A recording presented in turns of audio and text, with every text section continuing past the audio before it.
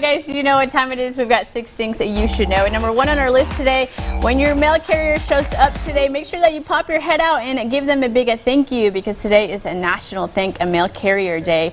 And for good reason, our mail carriers work 6 days a week all year long to get us our mail safe and sound. In honor of the day, here are a few fun facts for you. The first organized mail service in America was established in 1775. Benjamin Franklin was the first Postmaster General. Stamps were invented in 1847, and zip codes have only been around since 1963. Good bit of history there. Sure is. Very interesting. I'd like to thank my mail carrier. They do a wonderful job. They do. Except for the one time they lost my passport in the mail. But Except for the one time. Honestly, don't think that was their fault. Honestly, I think that was your neighbor's fault. I believe it was my neighbor's fault who had it delivered to him blame it on and him. did not return Thanks it to me. to all the mail carriers out there working hard 6 days a week. For sure. It's a long week. They do, especially in this weather. Yes. Got to tough through a lot. All right, guys, and if you're a kid from the 90s, you might recognize these snacks, and they're making a comeback. After years of only being available in Canada, General Mills announced on a Monday the relaunch of Dunkaroos in the United States. In case you're not familiar, they're cookies that you dunk in separate frosting and sprinkles.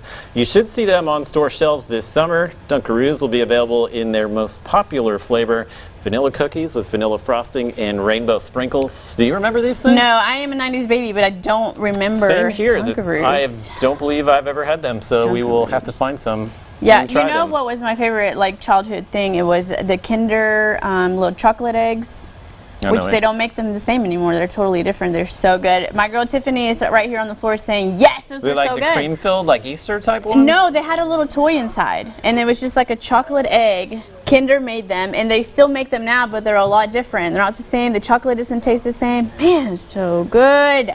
Never had Somebody those give me either. one. Man, I'm missing out on all the snacks. They came in like full paper. You unwrap the egg. There's a little toy inside. We had cereal with toys. That was it. Good memories. Yeah. What did you have? Just a cereal with the toy inside. Oh, like yeah. you pour out the tricks and there'd be a little prize in there. Pour out the whole box. It was tough when you have 2 other brothers to be the one that gets that prize for sure.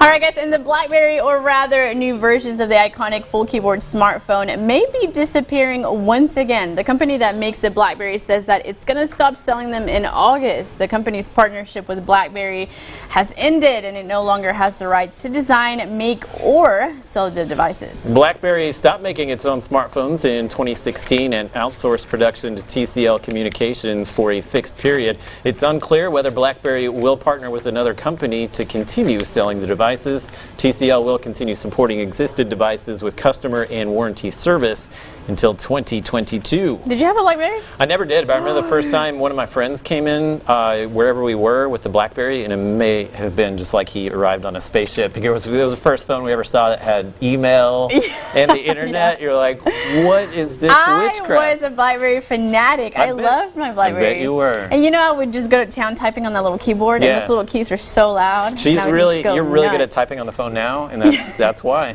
That's why, because I had BlackBerry practice. Absolutely. Yeah. It's a cool little phone. All right, guys, and it might be easy to walk and chew gum at the same time, but it turns out that texting while walking is no joke. Researchers say that walking while texting is actually dangerous, and as compared to walking while talking on the phone or listening to music. Are you listening to this right now? No. The researchers say their methodology isn't perfect, but they analyzed data from 14 studies on pedestrian accidents. Their findings show people staring at their phones sometimes forget to look before crossing the street. Definitely ran into things while doing Have you? What's the worst thing you've ever run into? Just a pole. And it wasn't very hard. Yeah, no big deal. Just a light pole in the middle of a street. I've never run into a person, though. Never a car? I think that, no, never a car. But that's the dangerous thing is what I was going to say, is if you're crossing the street, get off your phone because you don't look, and then could be a car that's running that stop sign. You have to cross the street, I know. Do you? Yeah, I do. Do you put down the phone when you cross the street? She does not. Yes, I do. No, you don't. No, I don't. Do you not? And I'm over here giving tips. I'm going to try to be more safe. You're a treasure. We care about you, so put the phone down when you cross the street. Okay, I'm going to do better.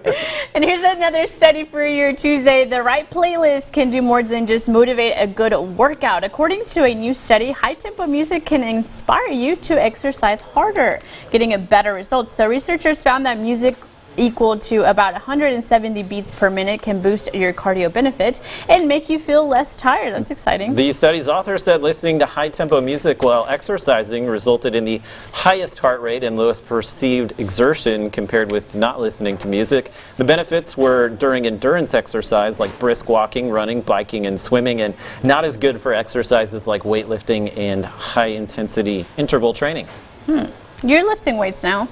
Yeah, Like, I listen to music, like, even when I was just running all the time, like, Yeah. I have to have music. Like, I'm one of those people, I can't not have something, like, keep me motivated, right? That's how I am, but I was going to ask, like, is there a difference between the music that you listen to while you were running versus the music that you listen to now? No, it's kind of the same thing? playlist. Yeah, it's all, like, high tempo as well. Yeah. Same with you, I know, right? Absolutely. Yeah, I mean, there are days when I get in the gym and I listen to more mellow stuff, and then I'm like, I'm about to fall asleep. So you definitely need high tempo. You can't do, like, the Celine Dion, like, at the gym or anything like I that? won't get anything done.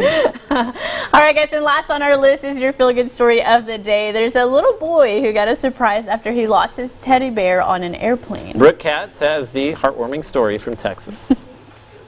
Grayson and Teddy have always been inseparable. I play with him a lot. I carry him around a lot. On a trip from Dallas to New Orleans over the Thanksgiving holiday, something unimaginable happened. He noticed Teddy was gone when he had gotten to Granny and Pawpaw's house.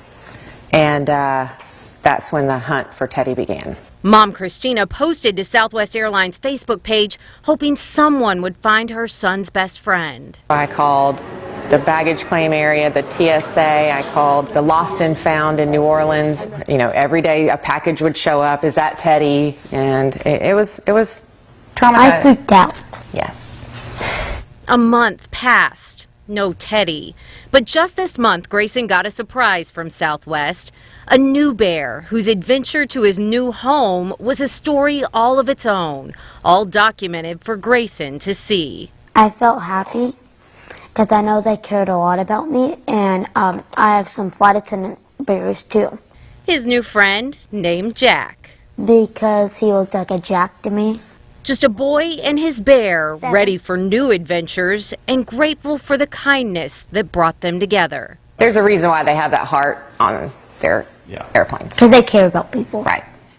Oh my gosh, he's so sweet. I know they care about me. What a sweet little Grayson. Hits close to home for me. Okay, so tell us, do you want to share it, or is it too painful? No, it's fine. We can talk about sure? this. I had a teddy bear named Franklin. He was adorable. He was like an engineer on the railroad, and he was so messed up, man. He was held together by like pins and all that. I think one day my mom just threw him out, bless her heart. But yeah, he was gone, and it took years to get over that. And Really? I still, like, you still miss him? Like, that made him tear up a little bit. I think it just really hit have close the to feels home. when I see a story like that. But props to the people at Southwest for That was amazing. reuniting Jack what a with cool his little family. story. It is. And we want to send a nice little hug and Franklin to wherever you are out there in the Hopefully, world. he's probably Hopefully he's warm. Teddy bear heaven. Peace in teddy bear heaven. Maybe doing something cool.